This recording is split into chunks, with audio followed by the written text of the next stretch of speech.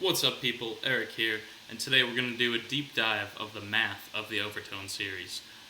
So, first off, I wanted to point out that you got to pretend that you're Pythagoras for a second. Sorry, Pythagoras, right?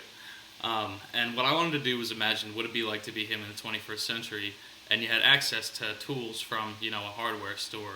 So I want to build an overtone instrument, and you can see this vague prototype I made if you were to start with a 10 centimeter string, and then basically it's simple math. You cut it in half for the second string, then 1/3 that length for the third string, 1/4, 1/5, to infinity. But for practical purposes, probably just going to go to the 20. Let's see what number. I'm going to go up to one of the octaves. So either the 16th overtone or the 32nd overtone. That's how far. For practical reasons, that's when the length starts to get shorter than a semitone. So I just figured that after that it's kind of not practical, but hey, you can do it if you want to. The string length just might be really small. Anyways, let's dive into some of the patterns that we see here, right? So if you notice, all of the even numbers are going to be repeats after just the fundamental and octave. So those will go once, 1 and 2, but then 4, 6, 8, and so on. All of those are going to be repeats of a new interval. So all of the odd numbers are going to introduce a new interval into the overtone series. So that's a really interesting property. So what I want to segue into, this could be part of the reason why a lot of cultures have similar scales.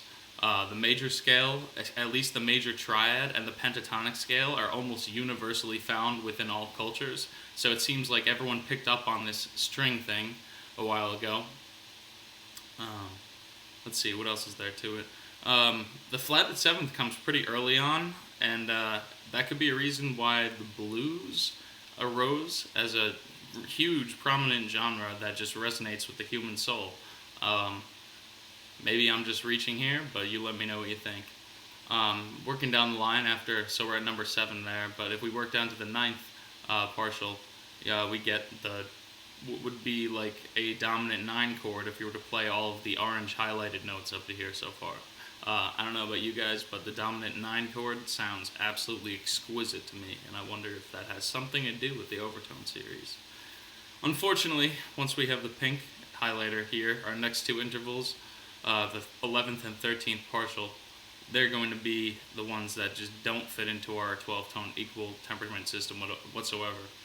We have this tritone that's flatted, and you can think of it also as a perfect fourth that's raised by 51 cents. And then we also have this minor sixth that is, it's raised, which makes it sound closer to a major sixth, which is really interesting. Because the minor sixth, think about its context in our music. If we use it in a major key, it's always used to give us that sweet, sad, nostalgic feeling when it resolves down to the perfect fifth back down into one chord. So that's just something to be said about those two intervals. I was also thinking, like,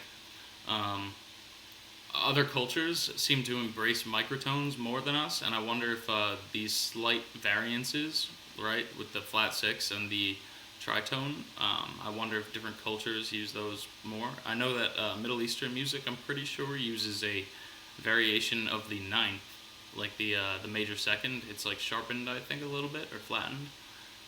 Check that one out. I know there's some sort of band that uses that on one of their albums. Anyway, I'm kind of just rambling at this point, but other than that, what else can we look at here? You can notice, I don't know if there's really any connection between the stability of the fraction. Like if it's a nice clean fraction, it seems like, 1.25, that's an octave. The ninth is a nice stable 1.11. So the simpler fractions tend to be more consonant intervals to our ears. As you can see, like the weird the weird minor sixth is a 6 decimal repeating fraction. Not fraction, decimal. But interestingly, the flattened tritone that's supposed to be so dissonant is 0.90 repeating, which seems relatively simple, right? Yeah, so I don't know if there's any connections there. Let me know what you think. Other than that,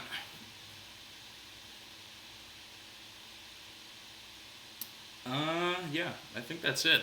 I'm gonna try to build an overtone instrument. Yeah, and see you in the next one. Like and subscribe if you dig it.